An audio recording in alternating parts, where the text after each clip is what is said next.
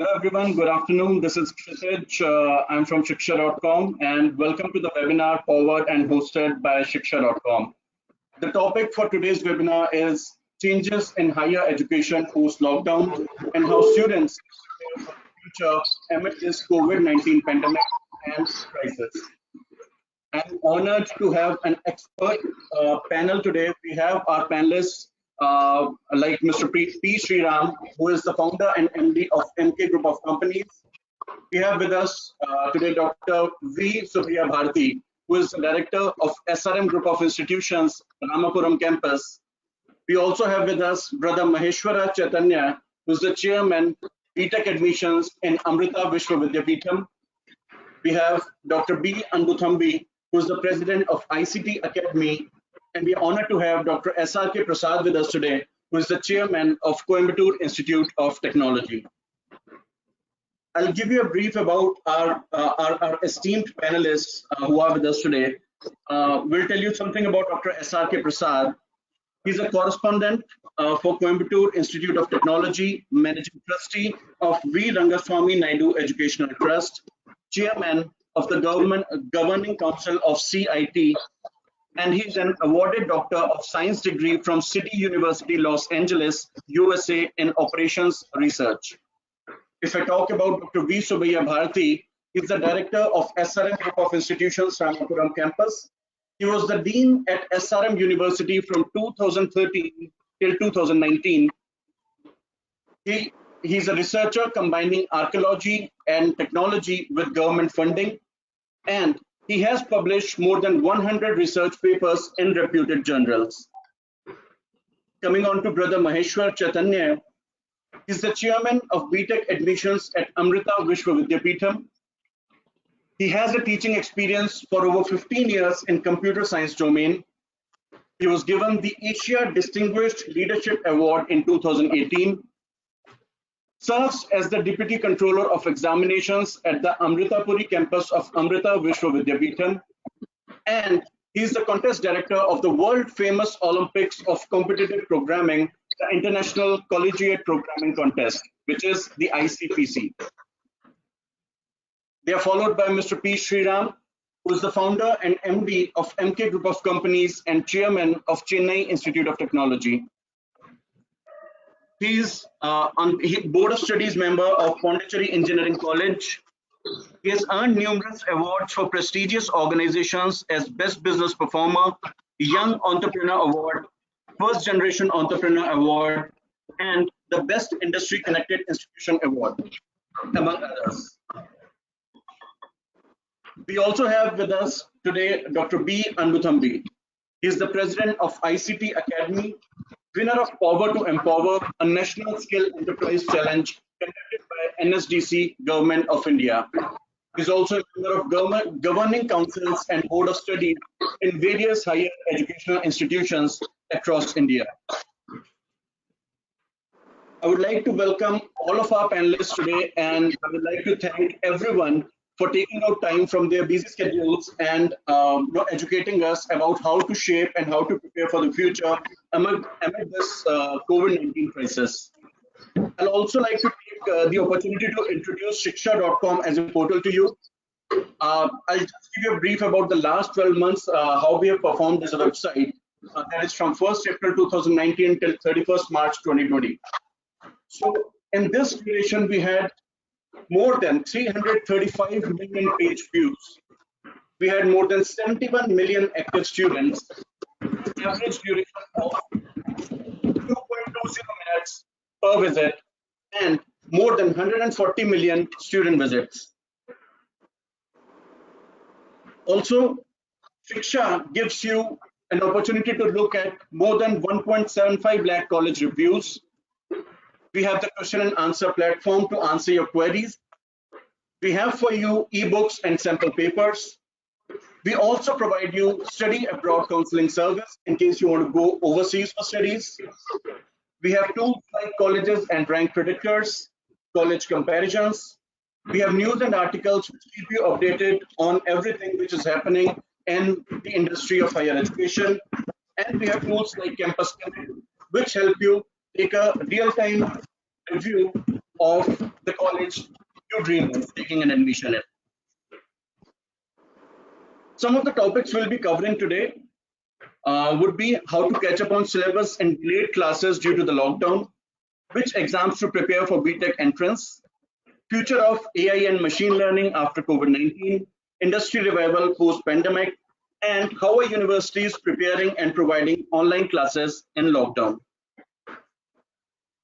I would now like to request Dr. SRK Prasad to start with the presentation and educate students about how to prepare during this pandemic and lockdown crisis.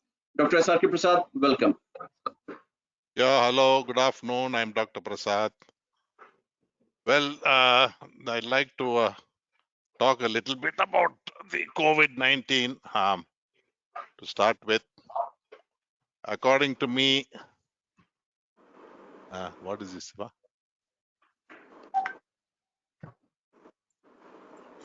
Okay, sir, you can continue.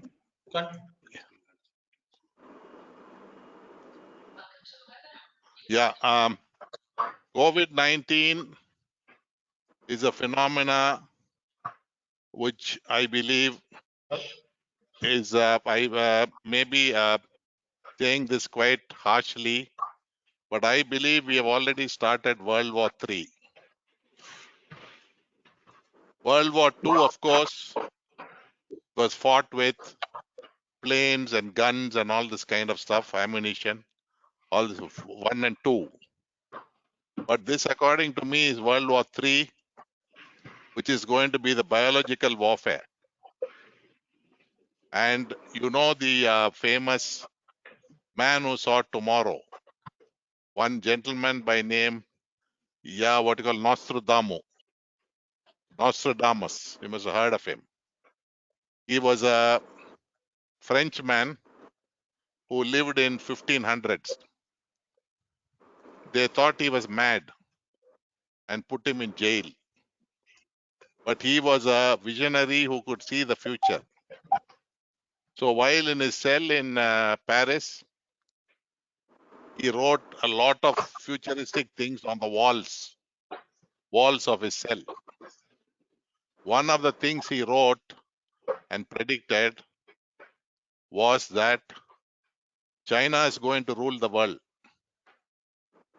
And he called it the return of Genghis Khan. He said the yellow race is going to rule the world. And his prediction was United States is going to become bankrupt. New York is going to go under the sea. And the Western world is finished. The future is Asia, and China is going to lead the whole world, and China is going to be the rulers. That's what Nostradamus predicted. And I think we are moving to, in fact, into that kind of situation.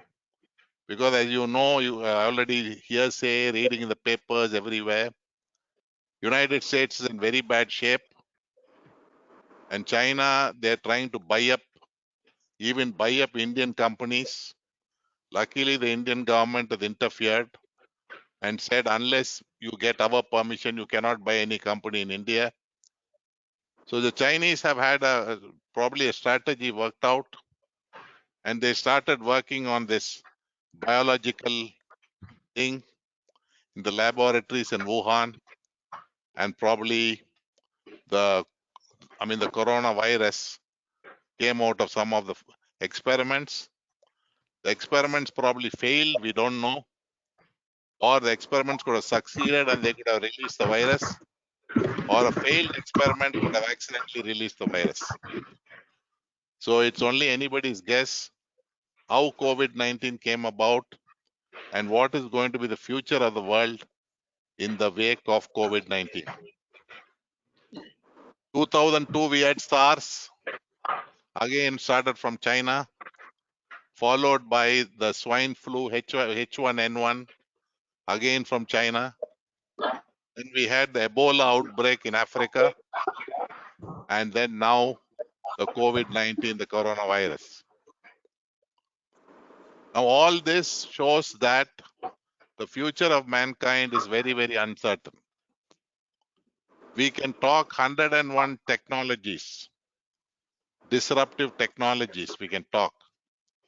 But the world itself is in a terrible state of disruption with all these viruses and all these illnesses floating around. So what are you going to do with all the disruptive technologies like artificial intelligence, machine learning, data analytics, uh, you know, uh, robotics? It's all fine. Anyhow, my thinking is we are interested in Indian students, right? That's what this whole webinar is all about. Now, the future for Indian students, according to me, is very, very bright if they do the right things at the right time. Because the United States is down, the UK is down, Europe is down, all the top colleges like MIT and Harvard and Stanford and Imperial College, Oxford, Cambridge, they're all took a terrible beating with the coronavirus. And our colleges have now got to really pull up their socks and really get into the technologies. Each of our youngsters, not the problem is I never for one had any faith in Indian education because Indian education is highly memory based, and I'm dead against memory based education. In a memory based education, what happens? You cannot think originally. You cannot produce anything new or anything original. So what our colleges, including the IITs, have to do is to teach our students new technologies and not make it memory based education. They should make it innovative kind of education. Because I was a board member of IIT Bombay for 3 years, and I was shocked to see that the leading IIT in this country, I'm sorry to say that there's nothing happening in IIT Bombay. It was just a name, that's all. And I was dealing very closely with the robotics department and the robotics professors. And I asked them, what is all this going on here? I mean, I thought this IIT Bombay and you guys will be way ahead of everybody else. They said, no, Dr. Prasad, it's not as simple as what you think. In your college, you're the decision maker. So you say, I'm going to do this, you do it. But IITs is not like that. There's a big hierarchy in IITs. I have to go through 101, channels, 101 lines. The professor told me, he says, for what I want to do, I'm interested. I'm not interested. I have to get 101 sanctions, 101, permissions to do what I want. So what's the point? So he says, I'm not interested at the end of the day. So another thing what I believe is Indian colleges and schools have to cut their bureaucracy heavily. No bureaucracy. If you want to be successful, if you want to have your students to be at the forefront of technology, cut the bureaucracy. Cut all your egoism. For example, in CIT, I made it mandatory. Any student can walk into my room at any time of the day. I'm there. And unless I'm busy in a meeting, they can simply knock the door, walk inside, sit down and start chatting with me. Tell me whatever they feel like. I'm willing to listen. Same freedom I given to the staff, same freedom I given to every single person in the college. So, okay, I'm the chairman. So what? It's no big deal. So what does it mean? It means nothing. I can, probably A lot of people think, oh, I'm the chairman, so I got a crown on my head. What is this, all this rubbish? It doesn't work like that. If you want your students to be at the forefront, you first make sure that you don't be a bureaucrat and you don't have 101 layers of hierarchy which each fellow has to go through before he can achieve some result. I've told my staff very strictly, look here, don't show off, this hierarchy and that hierarchy and all this. If any student complains about you guys, you had it. I'll immediately pull you up, call you for this one. And if I find you're being a bureaucrat, hierarchies, and not giving those guys what they want, the freedom they want to do things, you have to leave. You have to get out. That's it. There's no other way. So this is the bottom line. I mean, corona or no corona, corona is fine. I mean, the lockdown and people are, sitting in their houses and all this. And another thing what I don't understand is this online thing. I mean, how can I overnight start online lectures when my staff are not ready? I have no infrastructure. I have no, absolutely nothing to show to start taking classes online. Overnight, how can somebody go online and start taking classes? It doesn't make any sense. My staff are using to chalk and talk in the classroom and talking live to so many people. Suddenly you tell the guy, shut off your all this rubbish, start going online. So, I mean, let's be practical. Online cannot be done just like that overnight. It doesn't work like that. Just because you have the internet, just because you have the Zoom and this and that and all type of gadgets, that doesn't mean you can straight away go online and start teaching or straight away go and have an online exam.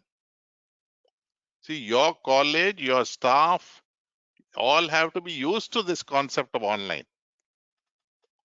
What's the use of saying, no, Anna University told me, or Director of Technical Education told me, or, Education Secretary told me that, I have to teach online. It doesn't make any sense. Okay, I can always tell, I went online, I taught them this, taught them that without doing anything. That's a different issue. I can produce 101 documents there. But that doesn't work like that, sir. I'm sorry to say. When my principal called me, he said, sir, everybody in the Anna University, everybody, they want us to go online. I said, what rubbish? How can you do that? I mean, we have the e-learning center. CIT has got fantastic infrastructure to go online. We have all the things in place to go online. But I said, sir, our students are not used to that. Suddenly you tell the guy, no, you will go online, you start listening to lectures online, and you take an exam online. He's lost. He's lost because he's not done that before.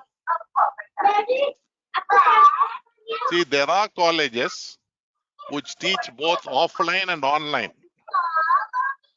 A lot of online courses are also being taught by colleges, by schools. So those guys can straight away migrate to the online program. But we guys are used to this live type of teaching. So to migrate to online straight away overnight is very, very tough. So then next you may ask me, okay, then what do you want the student to do during the lockdown period? You want him to sit in his house and go to sleep? No, nobody asked him to go to sleep. If he is interested in artificial intelligence, there's such a lot of information available on the internet in artificial intelligence. There's such a lot of information available everywhere on AI, on machine learning, on data analytics. If a student is really interested, let him get on to all this information. See, artificial intelligence let's have a heart. Artificial intelligence is more than 70, 80 years old. I mean, I was teaching artificial intelligence in 1994 to the professors at Erasmus University in the Netherlands, Rotterdam School of Management, because I developed a concept integrating operations research and artificial intelligence in 1994. First of its kind in the world I had come up with. And the guys in Netherlands found out that I had developed this concept. So they called me for 2 weeks lectures in the Netherlands, and I was teaching artificial intelligence and OR integration. So let's be practical, gentlemen. Artificial intelligence, machine learning, deep learning, data analytics. These are all the old wine in the new bottle. I was inaugurating an IBM conference. Then first sentence I said, all these new technologies are the old wine in the new bottle. And the IBM guys got irritated. Sir, how can you say this? I said, then what rubbish are you guys talking? Artificial intelligence has been there since 1950s, since the last 70 years. I mean, I was a student of Imperial College in London.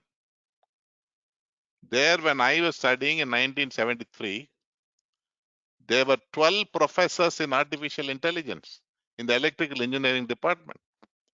And one world famous professor, Professor Igor Alexander, he is one of the fathers of artificial intelligence. He had developed a machine in 1964, an AI machine. If you crack a joke, it'll laugh.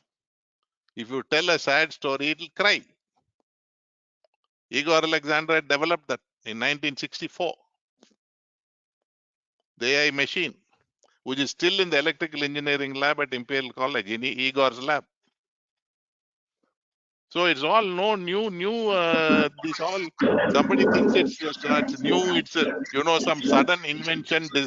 Sudden this one. They're highly mistaken. All these technologies have been around for 70, 80 years. The main reason these technologies never came into the forefront is because, one, we never had data. Two, we never had organized data. Three, we never had data specialized to a particular area. For example, you want to develop artificial intelligence in healthcare, for example, or machine learning in healthcare. So where was the data in healthcare? In the 60s, there was no data. Only now, hospitals, medical colleges, they're all collecting a lot of data and organizing this data in an organized fashion. Then, once the data is organized, you analyze this data using data analytics. And then you apply artificial intelligence, machine learning, deep learning, or whatever you want to come to certain conclusions. This is what you do. So artificial intelligence is only a tool. And it's a very, very powerful tool for predictions, where you have the proper data. For example, the Imperial College, they have already predicted using artificial intelligence and data analytics, how many people in United States, UK and all will die by end of 2020 because of the COVID-19. They've already predicted this. Each country they've given prediction. This is what will happen, this is what will happen, this is what will happen, this is what will happen. They've used all the new technologies. So new technologies can be learned by our youngsters if they are taught properly, if they are able to channelize them in the proper way, then our youngsters can master these new technologies.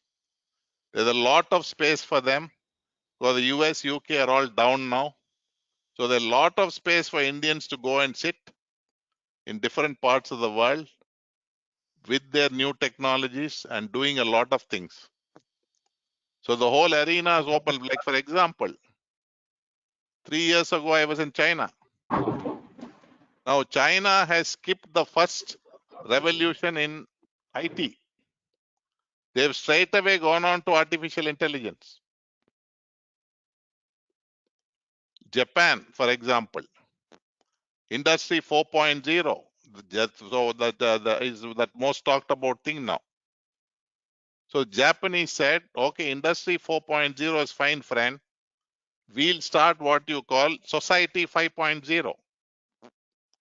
Now, Society 5.0 is meant to teach youngsters in Japan, school kids even, artificial intelligence, machine learning, and so on.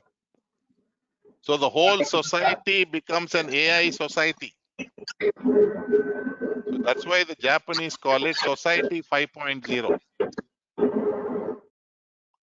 And I am developing a very interesting thing in CIT under my chairmanship and leadership. I have nearly 30 professors and 100 students working on it. I call it Education 6.0. And we are trying to come out with it in the next 2-3 months. And it's going to be first of its kind in the world. Very, very, very innovative concepts using all the new technologies. AI, machine learning, data analytics, the whole works. Anything to do with Industry 4.0. Dr. Prasad, So, Sir yeah. Kshitij from. Sir, can you hear Oh, hi, me? Suraj. How are you? Sir, Yeah, I this mean, is I think Kshitij I've from taken Shiksha. a little bit more time. Sorry. I think I'll end here. No, That's all I have to say. I don't have anything much to say. I'll pass it on to the next speaker. Sorry, gentlemen. I got a little bit carried away. Sorry about that. Yeah. it Yeah, was an Suraj, I'm through. honor I'm through. I'm through. from you. We have a few questions. That's why I wanted to interrupt. So it was Sure, an sure. honor. Go ahead. Go ahead. Go ahead. Go ahead. Uh, just want to ask, what is the future of AI and machine learning after COVID-19 impact, and how universities are? So some of the universities are offering online degree courses due to the current situation. So is it advisable to take online degree courses, or we should go for the regular classroom model? In the current situation. Suraj, like I said, online degree courses is fine provided you are equipped for that, provided your staff are equipped for that, and provided your students are also equipped to listen to online courses. Otherwise, the best way is to go for a face-to-face class type of teaching. So COVID-19, okay, COVID-19 is something which is not going to last for 20 years, 30 years and all this. COVID-19 may last for 6 months. Okay, so what? Big deal. I don't teach online courses for 6 months. Nothing is going to happen. I may as well teach them solid, face-to-face, innovative technologies using AI, machine learning, and all this kind of stuff. It's very nice to say I do an online AI course, I do an online machine learning course, and all that.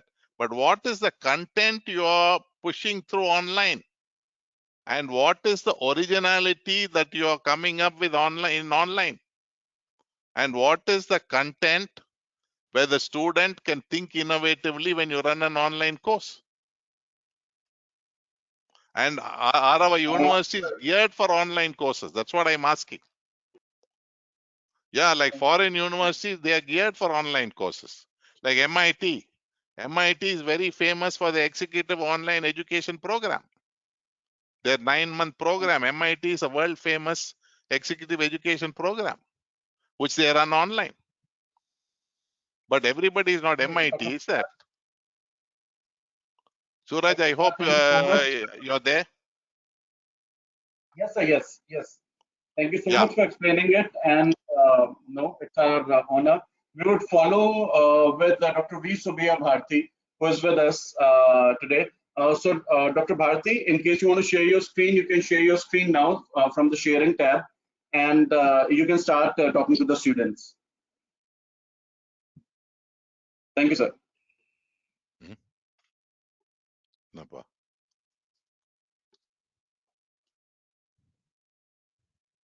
Dr. Bharti, can you hear us? He's paused.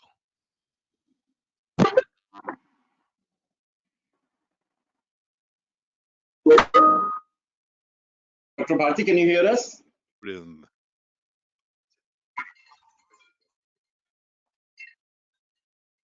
Okay.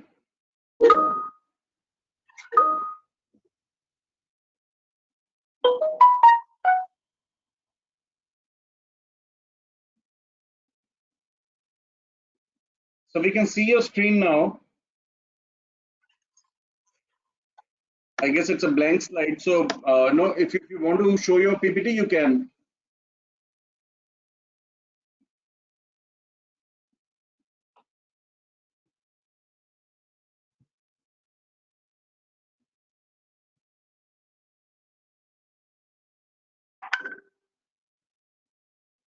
Dr. Bharti, can you hear us now?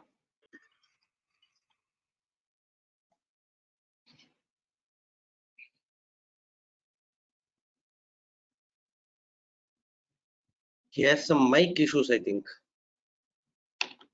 Right. So you have muted yourself. Yes,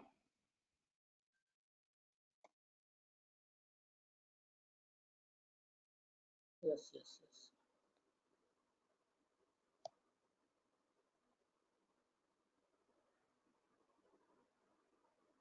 Yes, Dr. Bharti, we can hear you now.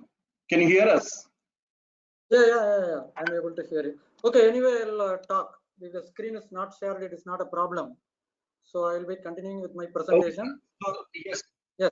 So you can, you start talking to the students now. Yeah. So I share with what Mr. Prasad was expressing. So now India is undergoing a big impact on education sector. Totally about 41,000 higher education institutions are closed due to COVID impact. Approximately 3.74 crore students and 14 lakh faculty members are continuing their academics back in their home. So it is a big load on internet bandwidth. So it is a huge problem presently we are facing. Not only that, around 1.4 crore students are waiting for their school leaving exam results. 50 lakh students are waiting for enrolling in higher education. So this is a huge impact presently being faced by higher education institution in India. And one thing we can take is this COVID-19 is a blessing in disguise in a way that the entire education paradigm is shifting. So mostly in countries like India, we wholly depend on talk and chalk. Our most of our things are happening inside the classroom. Because of this COVID-19, lot of avenues are being opened up. So in online domain.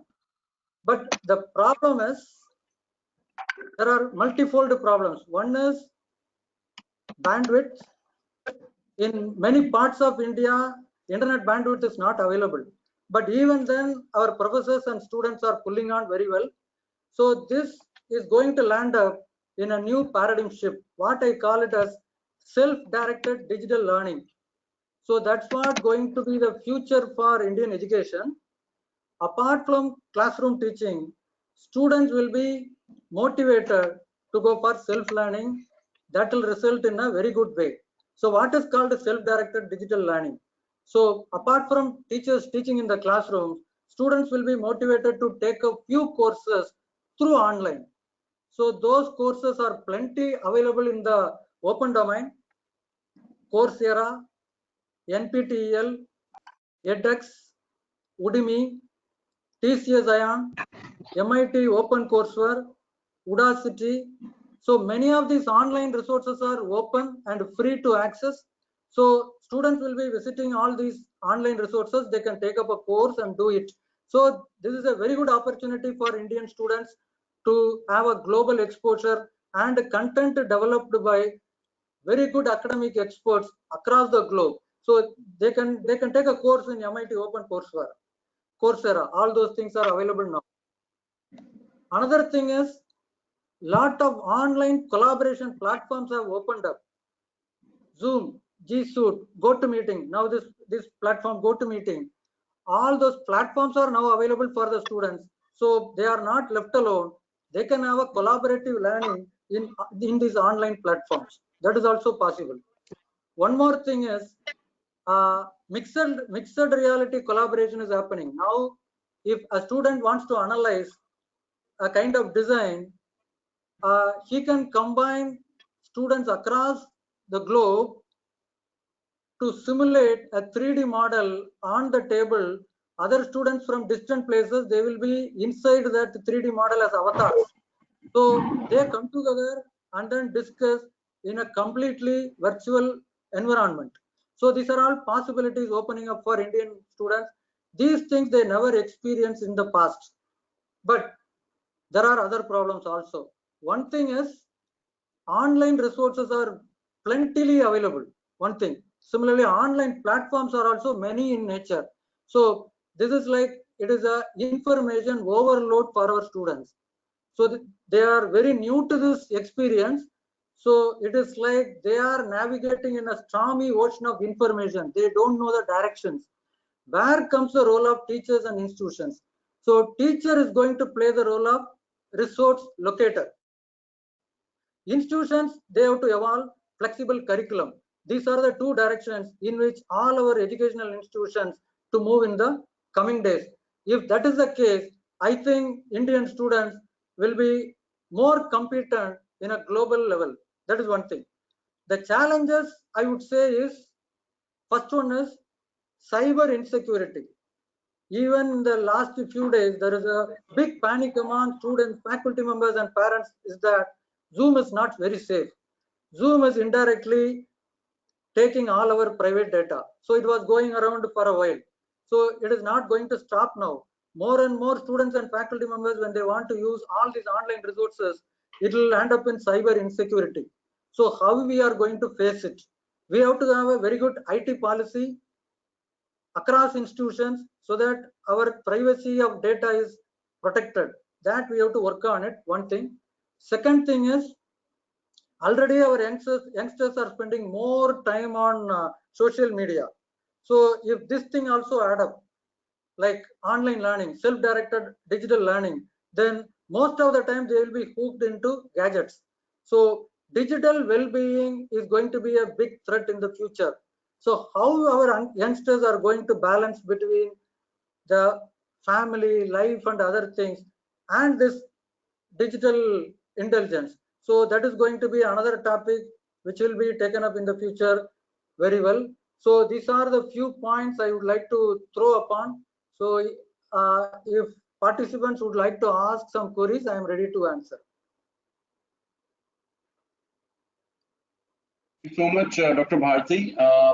So we have Bhavadharani, who wants to ask if you can please tell us what are all the courses which will be in peak due to this lockdown. Which are all the courses? Which would be Pardon? at their peak? What are all the courses which would be at their peak due to this COVID-19 lockdown? Courses. Yes, sir. Yes. So now, so in our university, we have extended a lot of courses to the students through Coursera. Now, Coursera has opened 5,000 courses free for Indian students. 5,000 courses are available in Coursera, which is totally free for this lockdown period. So, based on their interest, see, the self-directed digital learning, the advantage is, in the classrooms, a teacher is not in a position to identify the individual capacity of the student. Who is interested in which area? That is not possible for a teacher in a classroom environment. But in this online environment, each student can explore his interest, his capability, and then choose a particular course. Say, as our Prasad was expressing, artificial intelligence, machine learning, data science, cyber security, these are all few courses very popularly taken up by the present students. Blockchain, another thing. So I don't say these are all jargons, but it is going to be the future. So across the industry is sweeping across digital transformation. When that gets completed, when Industry 4.0 is becoming a reality in India, there is a huge potential for people who specialize in these areas: machine learning, cyber security, blockchain, data science. So students, right from now, they can take up some basic courses on this, and then when they move on to higher education sector, they will be able to develop some projects, gain more experience, and by the time the Industry 4.0 is in full swing, they will be fully employable. Thank you so much for the answer, Dr. Bharti. And another question is, due to the current situation, it looks like all the institutions will start the classes a little later. In that case, Yes, how sir. can we cope up with subjects because time will be too short? Yes, sir. Now, the model that we are following in SRM University is already our faculty members through Google Classroom, they were asked to upload all their contents. So that was over. So Google Classroom, through which the contents already reached the students, they start to learning, and then they go for live sessions. So presently, with a constrained availability, they are doing live classes through various platforms: Zogo, Zoom, WebEx.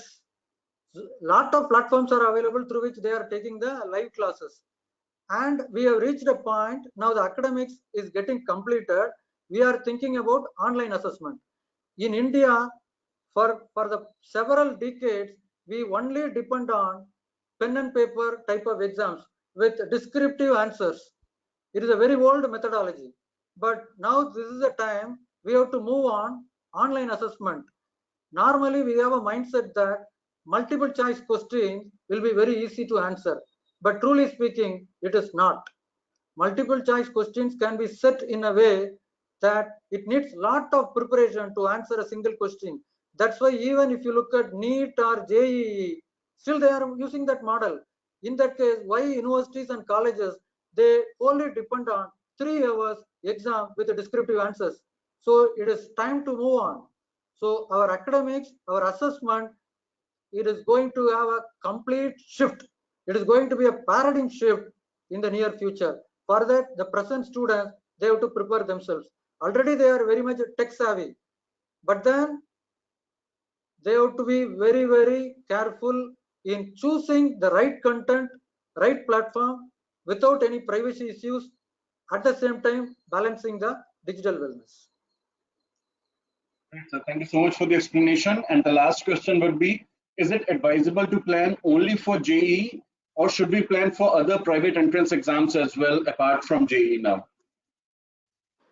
If you ask this question to me, I would suggest the students it is better to take up the entrance exams by leading universities like us, because IITs and NITs, there are only limited seats. The number of students taking up JEE is more than 10 lakhs, but the number of admissions going to happen in NITs and IITs is far, far less compared to the number of students taking up. So it is always better the students take up the entrance exams of private universities like SRO, so that in case if they get in IIT or NIT, I am ready to congratulate them. But if they don't get it, there are always very good universities available in India. So I would say comparatively, private universities, they are performing very well in the recent years in terms of research, in terms of innovations, in terms of patents. The private universities are no less than IITs and NITs. So I would recommend students to take up entrance exams conducted by private universities also. Great. Thank you so much for the session and educating us during this situation, Dr. Bharti. Now I would like to welcome Brother Maheshwar Chaitanya to speak his bit and to give us, to reflect upon the crisis and how to deal with it. Brother Maheshwar Chaitanya, welcome, sir.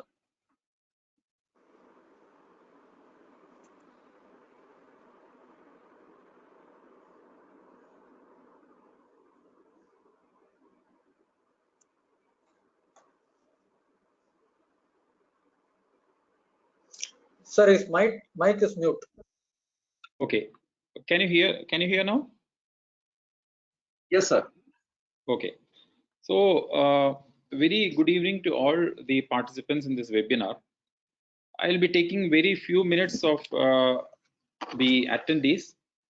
The first thing I should tell that this is an experience. This impact of COVID-19 is an experience and should be taken in a positive way, especially for the youngsters. The thing is, we are now adaptable to lot of challenges. We have started overcoming by facing lot of challenges during this pandemic. Almost all of us are under lockdown, and we have started accepting the technology as a solution for lot of problems we faced. The recent study says that the digital payments have increased, consumption of the digital content in mobile has increased, and finally, if you look at from a technological perspective, even a common man has started accepting technology for his daily needs. So recently, couple of days back, there was a news I saw in the several portals that Facebook CEO Mark Zuckerberg is planning to invest in Geo. So the idea is to connect WhatsApp and the Geo Mart that will play a bigger role in e-commerce market in India. So what does it mean? Once the e-commerce chain or once the e-commerce market is increasing, naturally it will create job opportunities in the digital platform.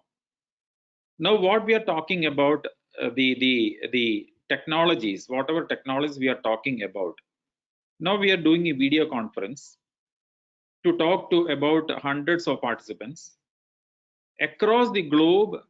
Teachers, students and educators are using all these kind of technologies where it is generating quite a large content in the cloud. We are not saving this in any of our devices, which means that cloud computing is going to be one of the hot topics for future, along with AI, machine learning and several other technologies yet to come. So what is to be done at present? At present, I would say that you stay safe, stay calm. Those who are planning to pursue engineering degrees or planning to pursue engineering as a career in life, what they should do first is to start practicing for the entrance exams. As Dr. Subbaya suggested, there is no harm in giving multiple entrance exams because it will definitely improve your skills.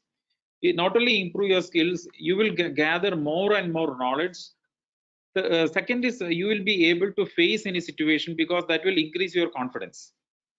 And as he suggested, following whatever he suggested, see, nowadays online courses are plenty available in the web. What does it mean? We have to utilize it. For the students, especially for the students who wish to pursue engineering as a career, what I would suggest is devote this time, at least part of this time, to find out best fundamental courses in engineering. For example, let us say Cisco has very good courses in IoT. They have very good courses in Python, because what will happen is in future, maybe in the next 4 years or 5 years ahead of time, we all know that healthcare industry is going to catch up, because across the globe healthcare industry is down. We need more machines, we need more ventilators, we need more healthcare devices that also more focused on remote monitoring. What is remote monitoring? Is just like a band, a smart band connected with your wrist or on your wrist, and the doctor will be able to assess the patient or diagnose the patient's condition. What does it mean? Technology is involved. Manufacturing industry will get a boom, digital industry will get a boom. As a part of all these, data will play a very critical role, which means that data is going to drive us. You take Google Maps, data is driving us. You take Gmail, data is driving us. You post in Facebook, data is driving us. What does it mean? Ultimately, data is more valuable than a human being. Nowadays, that is going to come up. So what is required is we have to be ready to accept or embrace that kind of technological change. Now itself, I know so many teachers in several schools who are not at all exposed to technology are forced to use it now, maybe using their own mobiles or using the laptop or using their PC. So which means that psychologically we are equipping ourselves, psychologically we are ready to adapt, embrace the technology through this pandemic. So as a student, as a school student, what I would say is you have to start practicing. If I'm not sure if there are current BTech students attending this webinar. In case if there are some such students, my suggestion would be to look into your curriculum, look into the elective courses offered by your university, try to take those courses online so that you are ready when you are back to the campus. So which means that you have to spend this time, utilize this time to learn more and more. Watch current affairs, watch current news, and see how the technology is going to change. So in a nutshell, what I would say is cybersecurity will definitely have a boom, because nowadays we see the fake news being spread. We see the leakage in the softwares of video conferencing, and naturally, once the digital payments, online services are massively used by the crowd, cybersecurity will play a critical role. And another suggestion, finally, what I would say is, being a computer scientist or being in the computer science domain, the application of computer science is going to be in interdisciplinary areas. So let us say you take weather prediction, you need data, you need some computing. So which means that even any student, even in sciences or in, let us say, in engineering, in any of the branch, it is always good to have one programming language in hand that will help you to get better placements at the end of the degree. So this is what I wanted to convey. Stay positive, try as much as try to learn as much as possible, play with digital technologies, and try to adapt with the changing situation. This is an experience for you. This happens only once in 100 years maybe. So you will have a better immunity psychologically also in the path ahead to pursue a better career. Thank you. Thank you so much, Brother Chaitanya, for sharing your knowledge with us. And we have some questions for you. We have Hema Varsha, who wants to ask, what are your suggestions to the students who are going to attend engineering entrance exams this year, and how to prepare for these? I am sure that there are quite a lot of portals, online portals that are available to take the test. My suggestion would be to attend these kind of tests online, find out which topic you are weak in, try to improve yourself through online classes, and then try taking test again, see whether you have improved or not, then keep moving ahead. And we have BV Kumar, who wants to ask, do you think students getting habituated to online courses will show any impact on direct classes in the physical world? See, there are two angles to this. One is that as Dr. Prasad said, what is happening now is we have to now we are in a situation where we have to accept this technology. And secondly, as Dr. Subbaya told, it is self-directed in the sense that we are the owner for our future. We have to decide on how to utilize this technology wisely. There is no other option, because once you are in the industry, let us forget about the classes. Once you are in the industry, there is no way that there is no other option other than to accept whatever the company says, accept whatever the technology comes in front of you. You cannot say that it was out of syllabus or this was not taught in the class, etc. So that is a general this thing I find. You have to be open to learning. Learning has to happen. Thank you so much, sir. And the final question is from Dr. John T. Abraham. who wants to ask, what is the truth about the Zoom data security problems? So I'm not, I'll not be in a position to talk about those things because it is something related with the company. Somebody has to study of it. So unfortunately, I can't answer that question. Sir. Thank you so much for your valuable time. And, we will now follow with Mr. P. Sriram. I would like to welcome Mr. P. Sriram for sharing his valuable knowledge with the audiences. Mr. P. Sriram, welcome, sir. Thank you. Yeah, good afternoon for all the panel members, and also I thank Shiksha and thanks for students also participating. In my view, this COVID-19 pandemic has thrown very big challenge, but same time I'm seeing this as an opportunity for all of us. I'm seeing this as an interesting time evolving. As an educator, we need to understand and we need to develop process. Actually, this digital learning, online learning, all those things definitely going to happen. Maybe after 5 years or 10 years, if this pandemic would not happen. This pandemic has expedited the things so abruptly, it has thrown lot of challenges as a educator for all of us. And this students, youths, they are all excited as when compared to us. They are all tech savvy. They are living with mobile phones and social medias and always connected. It means that it is very easy for them to adapting to new changes. So what we have done at the Chennai Institute of Technology during this lockdown period, we continue to conduct the classes through online, and also we have done some assessment also, whatever they have learned. Even before this pandemic itself, 2-3 years before, we launched self-learning activities.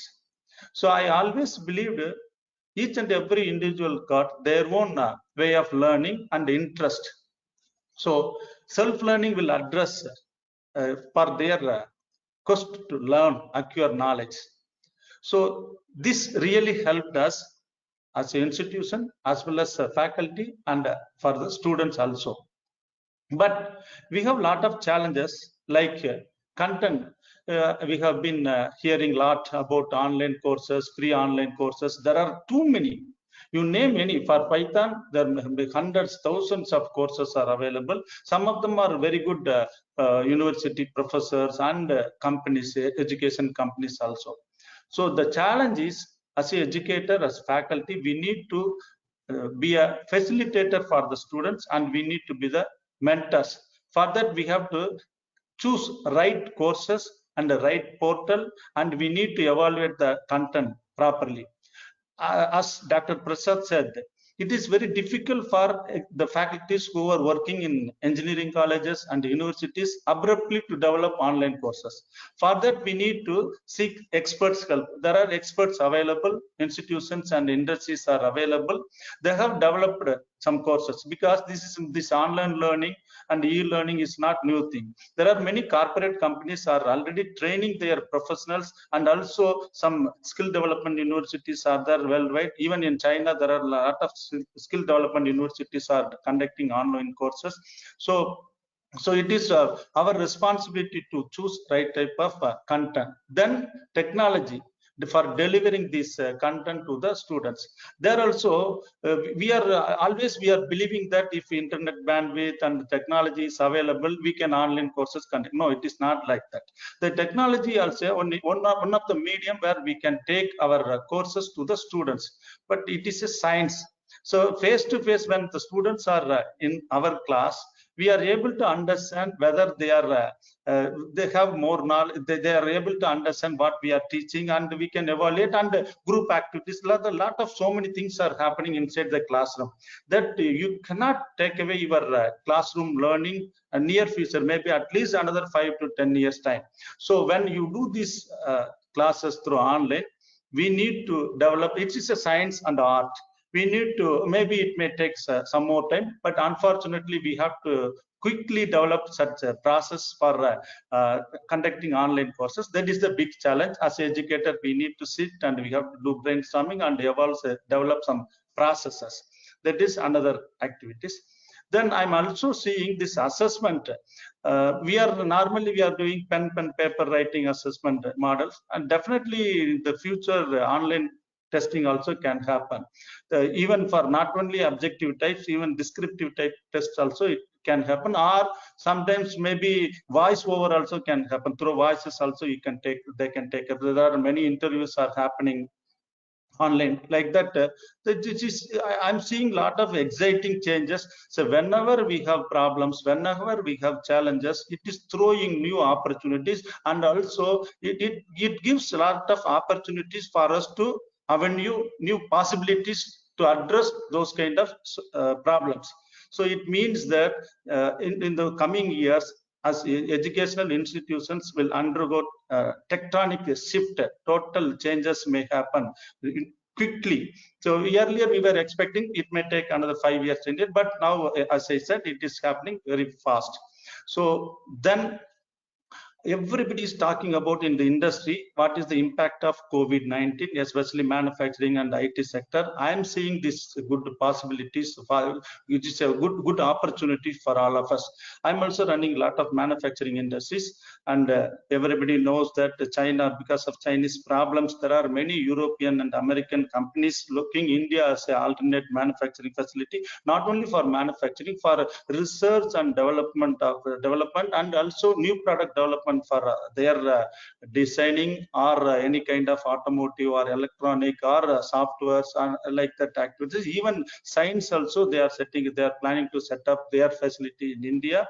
It means that we will have more exciting opportunities in forthcoming years, especially for the graduates who were studying in engineering institutions in India, engineering and technology educations in India. So I'm very positive and optimistic. We will overcome very quickly, maybe 3 to 4 months or 6 months time down the line, we will overcome. Maybe another 6 months we may undergo this kind of challenges. Once we settle, we will overcome this challenge. Definitely we will have exciting growth opportunities. There are various predictions are there. Maybe in 21, 22, India may reach around 7.5% of GDP growth. It means that quickly we have to ramp up. For that, definitely a lot of engineers are required. And the technology front, even in manufacturing also, because I'm also from running manufacturing industries, there are a lot of changes are happening. Even we have around, for example, 300 CNC machines. All machines now we are using artificial intelligence, machine learning, deep learning, data sciences, data analytic, everything we wanted to put. Already we are working with some startup companies. Why I am telling that? Because industry 4.0, that is digital technologies will drive our all activities. You name agriculture, medical, automotive, manufacturing, even in education also. Education 4.0, it is taking up, and for that there are a lot of challenges. Dr. Subbiah said a lot of challenges are there, like internet bandwidth and other issues are there. Again, the students, especially in cities, we have good bandwidth. As in rural area, we don't have such bandwidth. For that, we have to evolve different model. For example, there are a lot of universities, institutions, facilities are underutilized, and internet bandwidth facilities also available. The government with jointly working with regulatory authorities and private and public participations are there. Definitely, we can provide this kind of a bandwidth to all the students, and the non-governmental organizations like ICT Act and all doing bridging this kind of gaps. They are working with the rural institutions also. Definitely, I'm sure we will overcome. But to conclude, this is a good, it's a challenge, but I'm seeing this as a big opportunity. And engineering education, who are joining in engineering colleges and universities in this year, they will have wonderful opportunities for them to explore. And in India, we are from low-cost country, for manufacturing to be moving to creating value for the valuable product, and also creating technologies So we are becoming innovation based country as a country. It is the government also driving lot of initiatives they have initiated, including institution innovation councils across India. All the institutions they are driving, and it is amazing day. Every day they have been following up at least some program they are organizing, and in institutions also very actively, like the Chennai Institute of Technology. There are many institutions are very actively participating to develop design thinking, critical thinking, problem solving ability, logical thinking among the students. Once we create these kinds of thought process culture and we embed this kind of activities on them, the students, definitely the technology it's easily they can learn, because most of the, name any big company, technology based company anywhere in the world, you can see at least a few Indian engineers working there. Even remote places also I have seen Indian engineers are working. So we have a creativeness. Only thing we need to facilitate, that is the most important thing. So thank you for this opportunity. Any questions there I would like to take? Thank you so much for providing us this valuable information, sir. Yeah. We have a question from Samrish Vishwanath Kalyanaraman. He wants to ask, what are all the precautionary measures that the institutions are planning to take once the institutes are reopened after this crisis? Yeah, so as a chairman of institute, we have taken designed some activities, because we also do SOP, standard operating process, for our factory. Similarly, but we are waiting for government regulatory authorities guidelines also. For example, instead of six days weekly, we organize classes. I'm proposing, I'm thinking, say I cannot bring all my 3,000 students every day to my college, at least for another 6 months to 1 year. So we are planning to bring 3 days some 1,500 students, another 1,500 students, another 3 days. During the 3 days when they were at their at home, we may be conducting classes. We give some assignments so that they can do their activities from their home. This is one thing. Second one is, at the entrance we have to check everybody. We have to be checking. We will be checking their temperature and social distancing, including my security. Then we have to ensure face mask. Everybody should wear that face mask. Then hand washing at the gate and at the lab facilities, and every two hours once we have to practice this. These are all the big challenges. And inside the classroom, instead of 60 students, we are planning to have only 30 students. Even in labs also, we would like to have only 30 students. There are big labs having 60 students capacity, but we are planning to have only 30 students. And exams also, if something maybe, for example, every day we used to conduct some tests. Those tests now we are planning online. We have been developing with one technology provider for conducting the tests. Like that, lot of activity, even in other places like social places like your cafeteria, mess, hostel, there also we are taking this kind of activities. De-infection done all entire campus. So it's a big challenge. We have to be very, very careful, and till we develop vaccine. Maybe it may take 6 months or 1 year.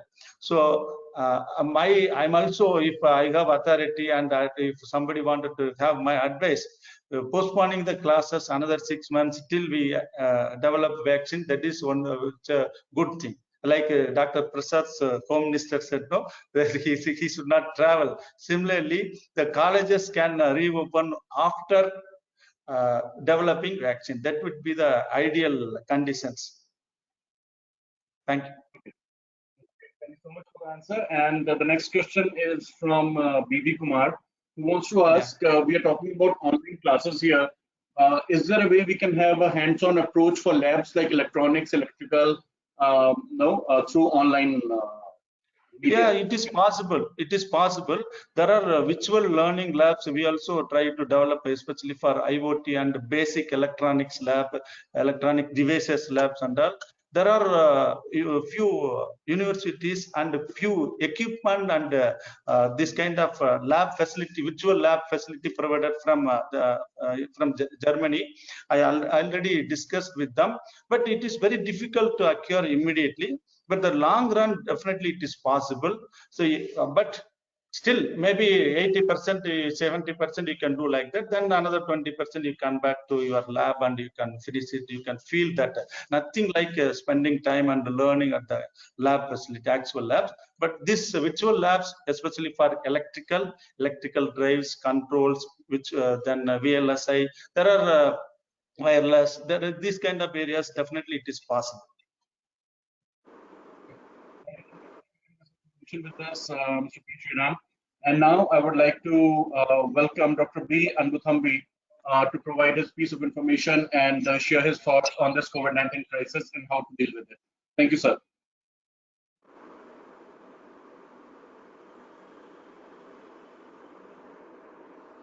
Yes, mic is mute, sir. Yeah, I think now I should be audible now. Yes, sir. So good afternoon to all my panelists and good afternoon to all the participants. Thank you, Shiksha, for the opportunity. And the best part of being a last speaker is always you have all the points covered by all the senior veterans who have covered. So definitely all points what I was thinking are broadly covered. But still I'll make a few points. But just taking two of our Mr. Sriram.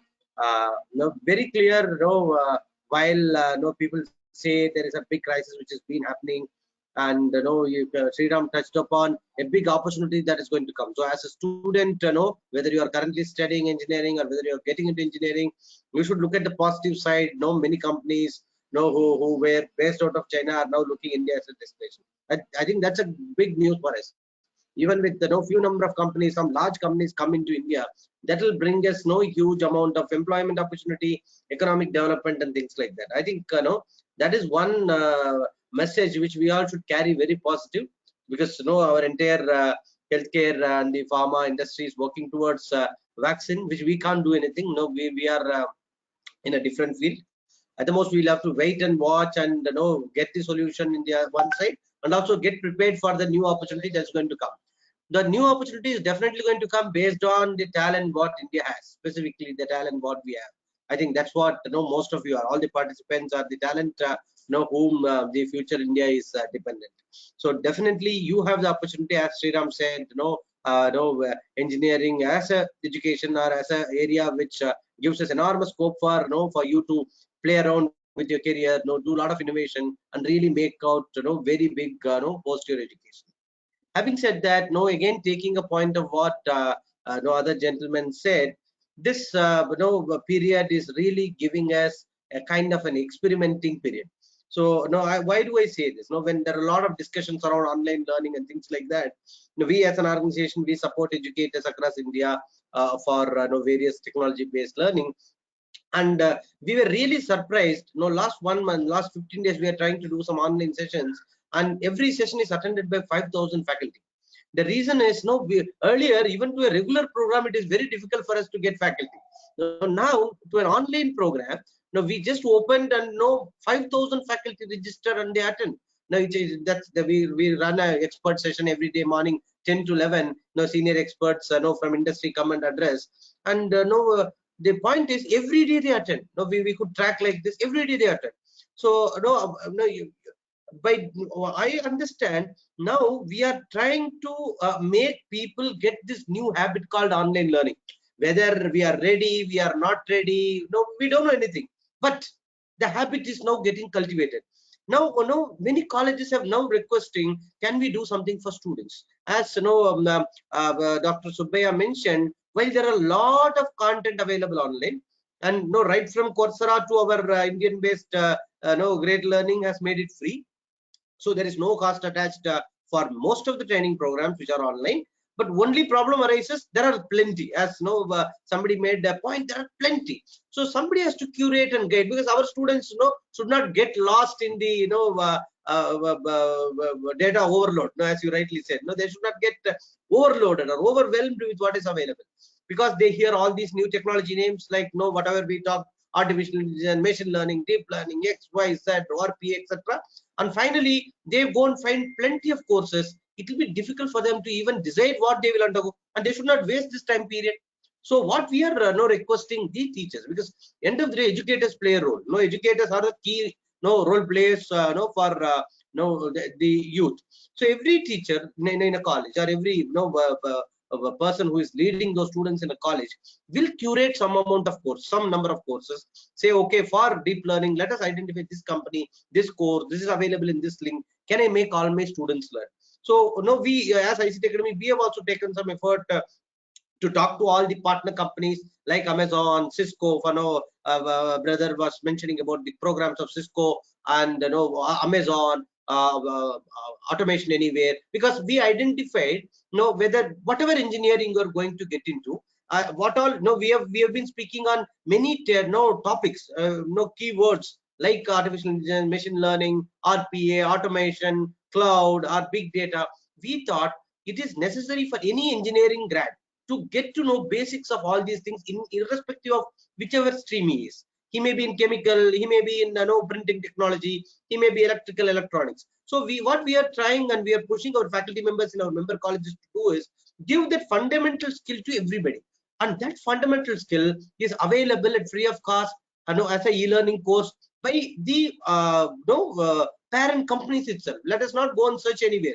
You take, as rightly said, on cyber security, there is a good course, from Cisco. They've made a 20-hour program. It is available free. Let's all just learn it. That's all.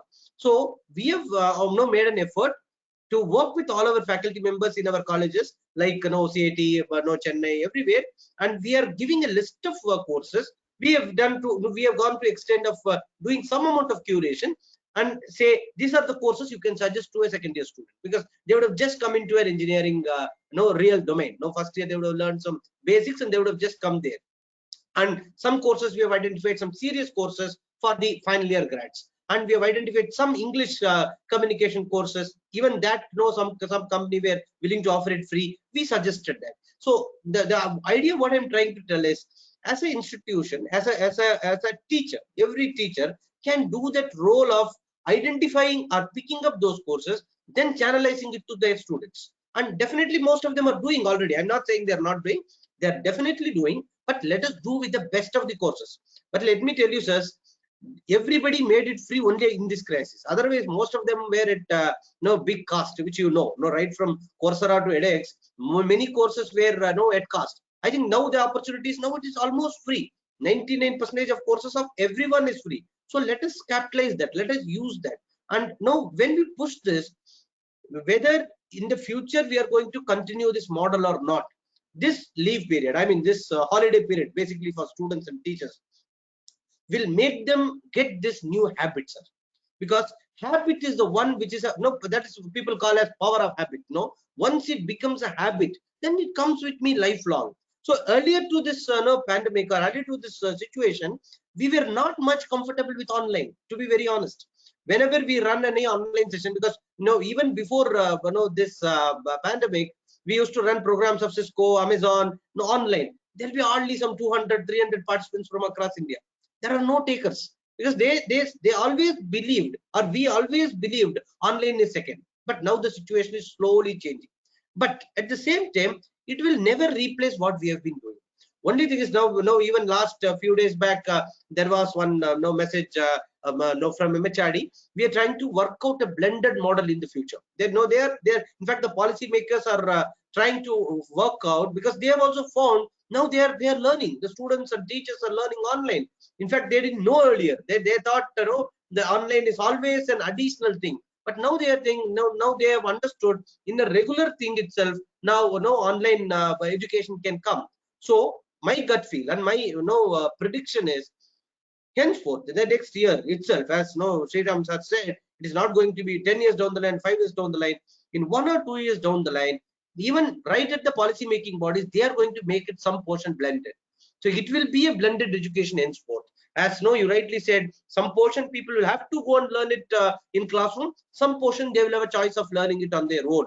And when they are learning it on their own, it may be a self-learning, as you rightly said, self-directed learning, or it may be again through the same model of online learning through a teacher. Only thing is, they may get access to a teacher elsewhere also. It is not just our own college. That situation is going to definitely arise. I think that is a bigger boon to us, because wherever we had whenever we had a trouble like this, India is always looking at bigger opportunities, and we have come back in a very big way, is what the seniors tell about our history. I think we are going to come back in a much bigger way, and definitely in all means we are going to get the bigger pie, the opportunity, because the way in which we are progressing now in the situation is positive compared to many other nations. So with the same trend continuing, the economics wise, the other countries, the other companies will look India as a better destination compared to many other countries, and we should leverage that in a very good way. I think as students, because most of them are students, my message to you, I would say, not advice, as a message to you is, you pick up all the topics which people talk about in the news or in this kind of sessions. We all know, all the panelists spoke about some 10 topics, AI, machine learning, or data science, or spoke about data analytics, things like that. Pick up all those things as a first step. If you were not an engineering student, even if you are in school, you're just going to get into engineering or any higher education, just try and do some basic 3 to 10 hour kind of courses to get an understanding of that. So there are plenty, as sir said, in Coursera or in their respective large companies, their own portals, there are plenty. So just go and do that course, so get to understand what the technology is going to do for the future, because you should decide your career based on that application also, because that application only should give interest in that particular career. It is not that I like computer science or I like engineering. I mean, I like electrical engineering. I find some application in that computer science engineering or electrical engineering is really evincing interest on me. So only then I select that particular course. But if you are an engineer, if you are already pursuing engineering, and if you are attending this session, now I would say mandatorily you should use this opportunity to learn all these commonly or most spoken technologies and get the fundamentals strong. Now, someone one of our experts made a comment last week. Now you should try and build a T-shaped career. I mean T-shaped, which means the top should be, you should know everything, foundation of everything. You should build fundamental in many things. You should know accounts, you should know maths, you should know science, you should know some amount of geography, you should know some amount of physics, you should know everything. You should know analytics, you should know AI, you should know machine learning, you should know everything. That is called that's the top portion of the T.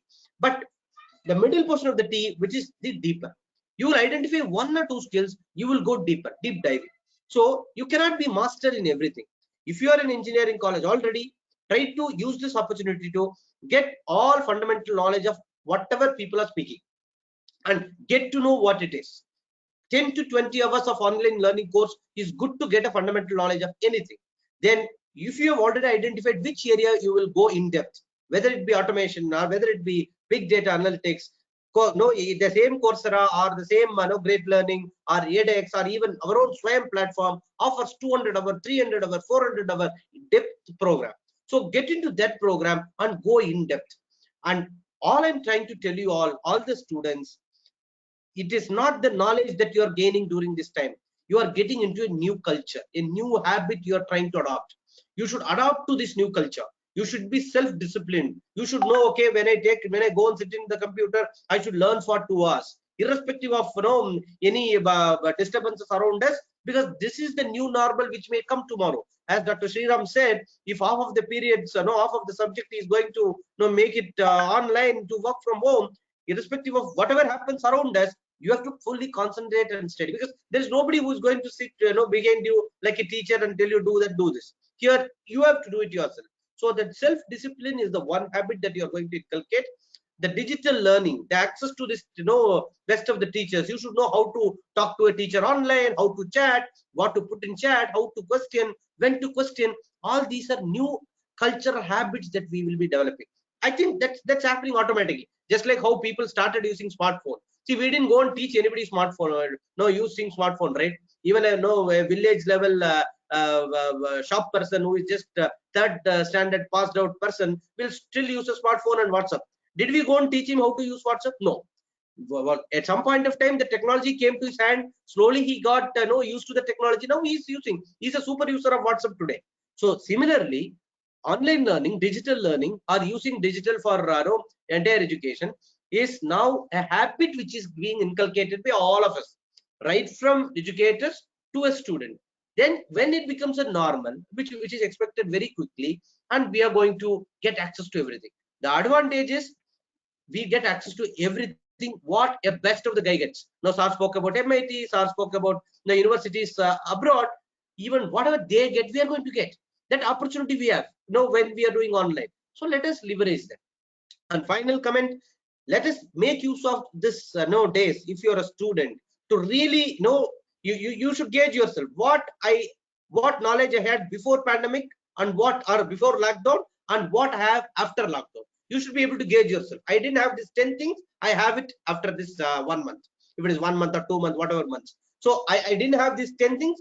So even now it is just only midway. Now as Sriram sir says, if it is going to be extended for another 1 month, you have another 30-40 days. So can you make a list of things? I will learn 1, 2, 3, 10 items. Maybe it is curated by your teacher or your college or yourself. As Dr. Subbiya says, it should be even self-generated list with the inputs what you have gained from your seniors, mentors, teachers, parents, anybody. But make a list. Make sure you complete it by end of the lockdown, and you yourself make a certificate saying that I didn't have all these things earlier to lockdown. Now I am having after lockdown. So you should make a precious use of this lockdown.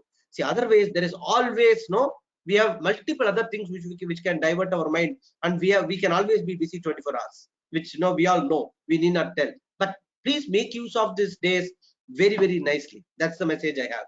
I think let me leave it to the organizer or the panel. Great. Thank you so much for sharing this valuable information, sir. It was indeed of a lot of use and would certainly help students to, tackle the crisis here and have a to-do list and know what to do at this hour. We have received comments from a couple of our audiences that some of them are not able to view your video. So I would request you to see the top of your screen or the webcam tab and just share your webcam once again on the top of your screen or on the webcam tab. My video is visible, sir. Sriram sir, is my video not visible? It's green.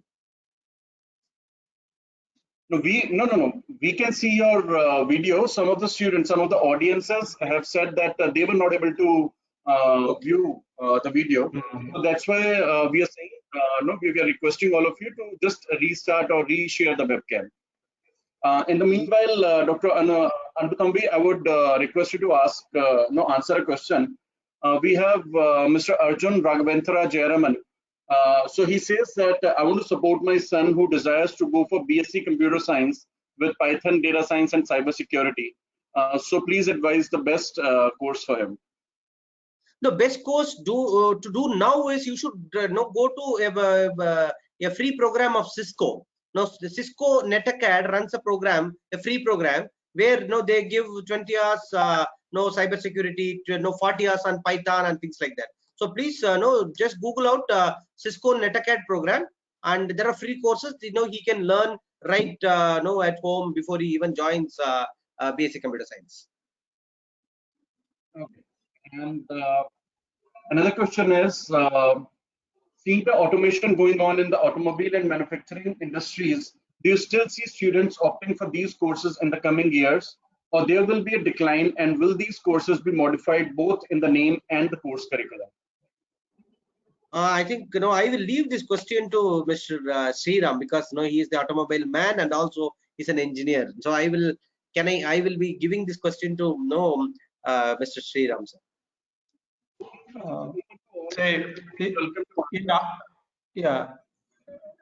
In automotive industries, robotics and automation, industry 4.0, even from small scale industry, tiny industry, it is happening. Earlier, only large scale companies, technology adoption started, but now even in small companies also, these things are happening. And each and every companies, since they are upgrading their technology, new equipments are coming out with the industry 4.0 ready equipments. Definitely these courses in future in great demand. One. Second, in India, you take not even one single industry robots are being manufactured in India. The companies are still developing, they are doing R&D work. Even manufacturing also not happening. Okay, so it means that coming years, definitely R&D facilities and manufacturing facilities are going to set up in India. There also good demand is there. And totally new adaptation technologies, for example, the artificial intelligence, big data, data sciences, any course, if you are studying mechatronics, mechanical, even computer science, electronics also, you will find some jobs in manufacturing industries, especially automotive sector. It is possible. Then it is wise decision to choose such courses now. Okay, great. Thank you so much for answering this, sir. And Dr. Prasad, I would like to ask you, we have another parent with us, Mr. Anand P, who wants to ask, no, I would like to know how the admission process is likely to be safely conducted, or will it be through conferencing model itself? Well, I mean, now there may be a slight delay in the admissions because of the COVID-19 and the lockdown. But I think most colleges would go through the regular normal admission process. And a few people who want to beat time, they may go for, I mean, the conference type of admissions. But as far as we are concerned, I think we are going to more or less look at the normal straight kind of admission.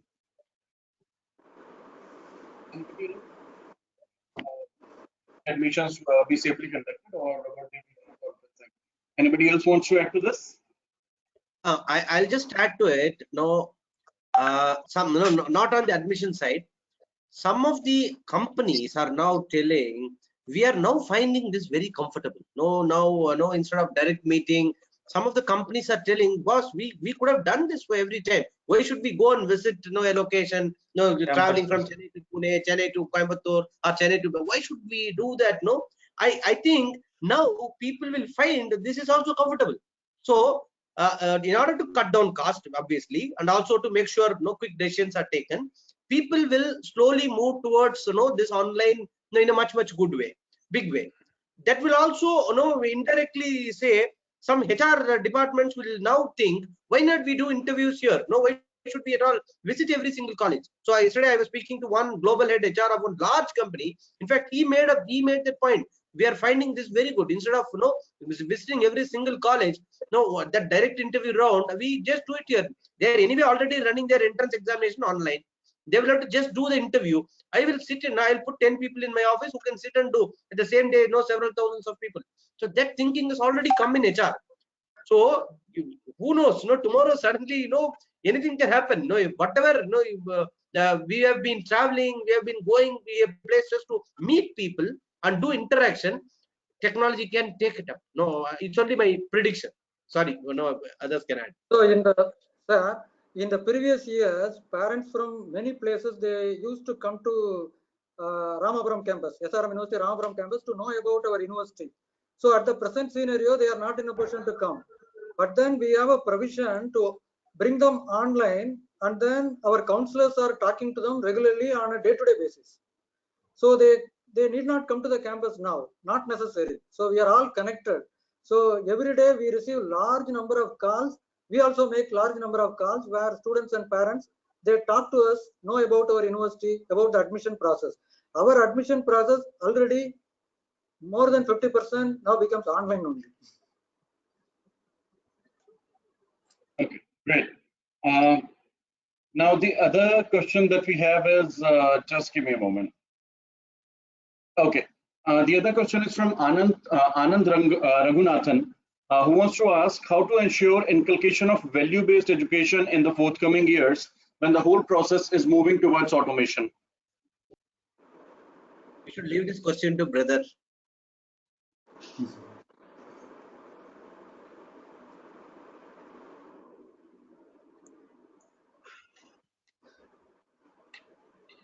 Sir, your mic is mute. Your voice is I guess you are on mute. Okay. Yes, we can hear you now, sir. I would like to introduce a concept, a system called as Live in Labs. Live in Labs by Amrita Vishwavidyapeetham. That is envisaged by our own chancellor. Chancellor directly, she told that the engineering student or any student who completes the graduation should know the lowest level of substratum in the society. They should be able to see the suffering of the people. So what we have done is we have implemented live-in labs in our curriculum, where the engineers will, or the arts and science students will go to villages. It is definitely not mandatory, but it is up to the student if they are interested. So they will live with the villages, they will find the problems, and they will try to solve the problem with the help of technology. See, whatever we see now, as the previous few of the previous speakers were suggesting that, see, the problem is that most of the children, at least at the age of 13, 14, 15, they are getting addicted to messengers called as WhatsApp or Telegram. They are completely addicted to the technology. So what happens is, once they come to the college for joining for engineering or any graduation, it becomes very difficult, unless otherwise they are engaged in some kind of productive purposes. It will be very difficult for us to manage, as well as they will also find it later when they go to the industry. So this is again a kind of engagement where talented students can find out avenues. For example, we have taken almost like 108 villages. You can go to the website and see what live-in labs is. In these 180 villages, we have found out almost like 28 to 30 projects, and the students from MTech as well as BTech are involved in solving the real-time problem. For example, solar panels are taken to village in Wayanad in Kerala, and our own students installed the solar panel, and they were able to provide electricity for the poor. So something like that, like the chemical engineering students, went to a village and they were able to extract lemongrass oil with the help of technology. And if you take all the all the engineering branches across the branches, we will find, or they are given avenues and opportunities to work with the poor people in the country, villages in the country, so that our students learn on how to solve a real-time issue. For the answer, sir. And though we have a lot of questions from the students, from the audiences, due to scarcity of time, we would not be able to take all the questions.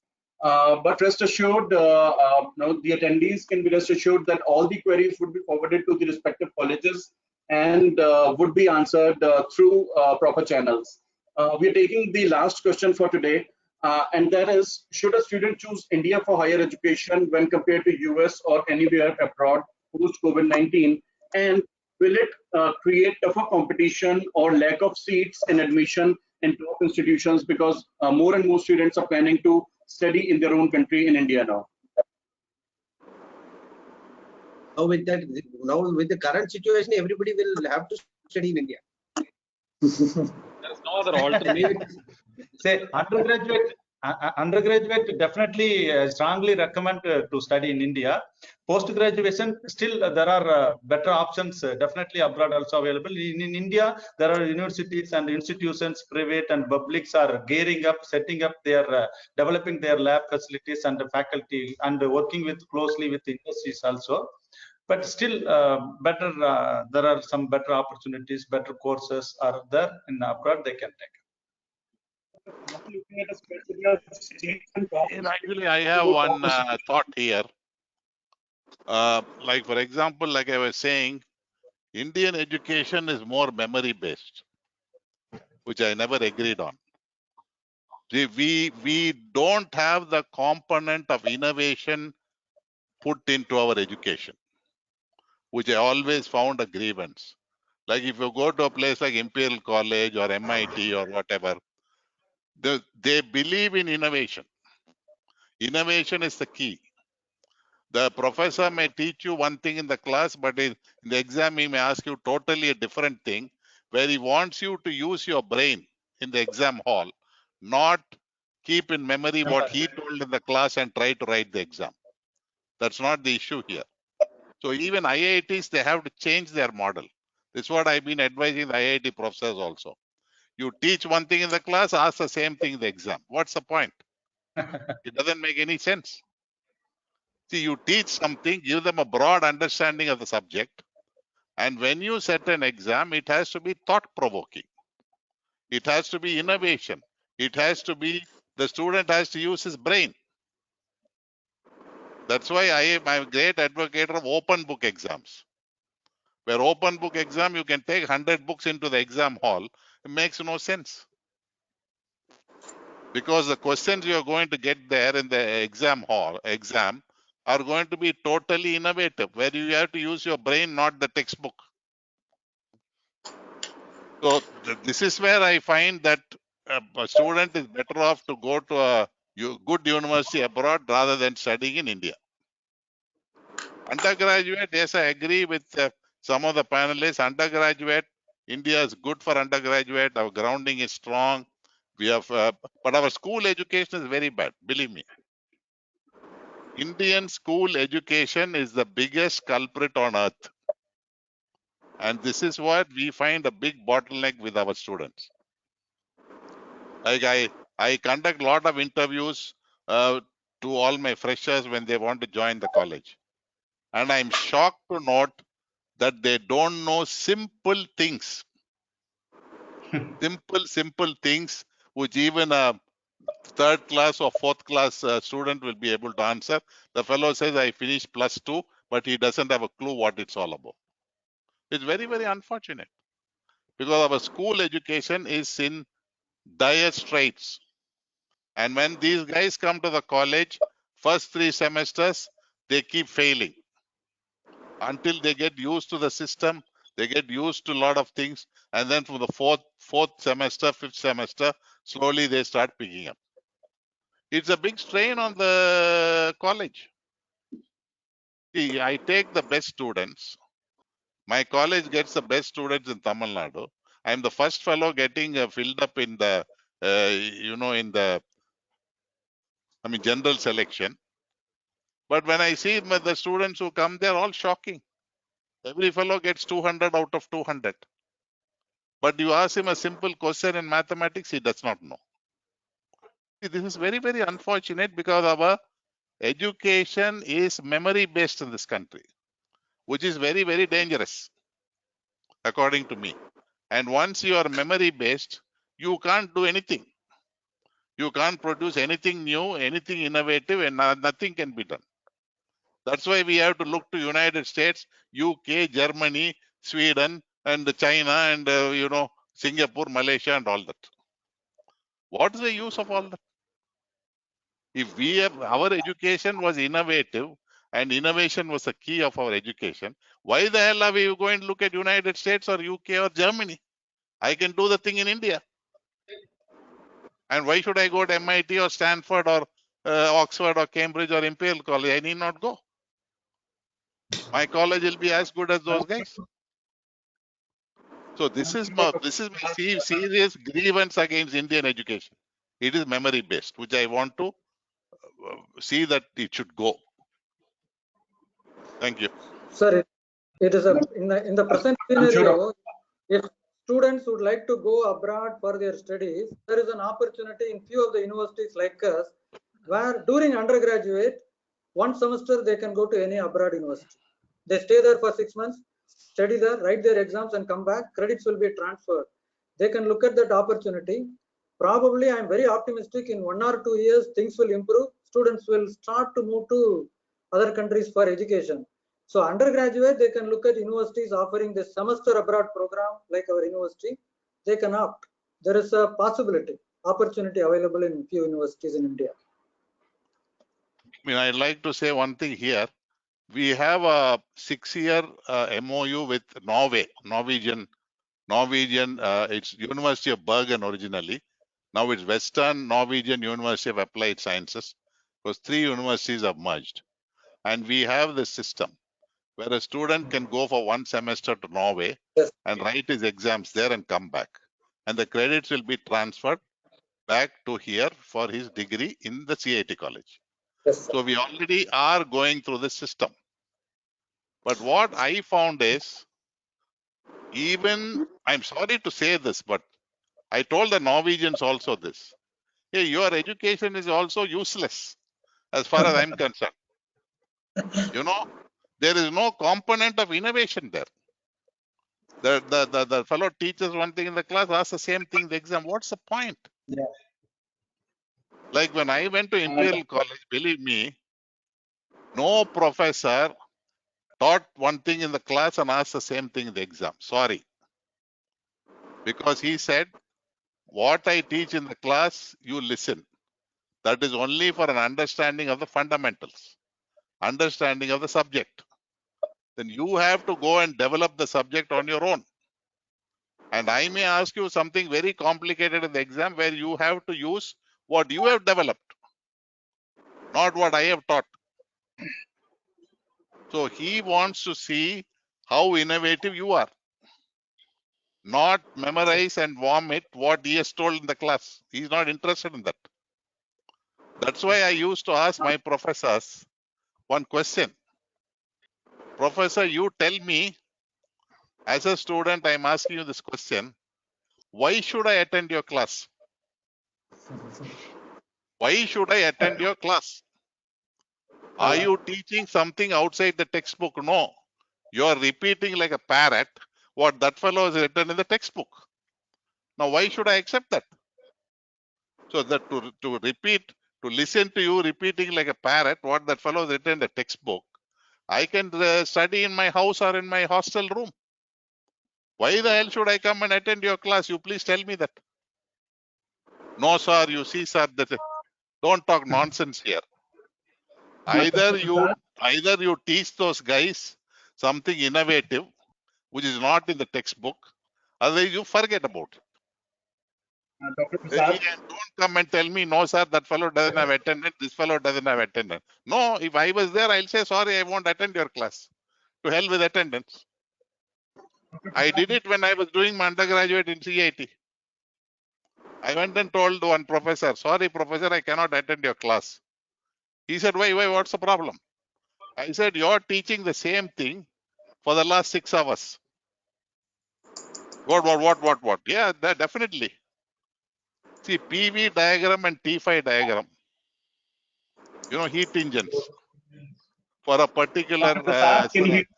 for a particular cycle, pressure volume at T5. He says the same thing, PV T5, PV T5. What the hell? PV T5, you know the concept for one cycle. The same thing you keep on doing for other cycles. He cannot take 10 classes with PV T5 for different cycles. What nonsense is all that? Dr. Prasad, can you hear me, No, sir? I'm sorry. I'm dead against Indian education. Believe me, because it's highly memory based, We got it, sir. We got it. and And that's why I'm no, one of the most unpopular chairmen around. Yeah. well, I'm sure whatever you said, no, has value in it. And no, we have a lot of youngsters, we have a lot of attendees who have joined us today. No, and who are, I'm sure, no, one of the brightest minds in the world right now. And if they get leadership like you, like the experts we have today, I'm sure they can create a bright future for themselves. Now, because of scarcity of time, we'll have to end the session now. I would like to thank all of you for sparing your valuable time in times like these and educating our audiences about how to prep for their studies in this lockdown crisis. Thank you everyone for joining. Stay home, stay safe, and thank you all the attendees for giving us your valuable time and joining us in this webinar session brought to you by shiksha.com. Thank you, sir. Thank you very much. And if I said anything wrong, forgive me. Thank you very much. Thank you. Bye-bye. Thank you. Pleasure having you here, sir. Yeah. Bye, gentlemen. Take care. Thank you, sir. Thank you, sir.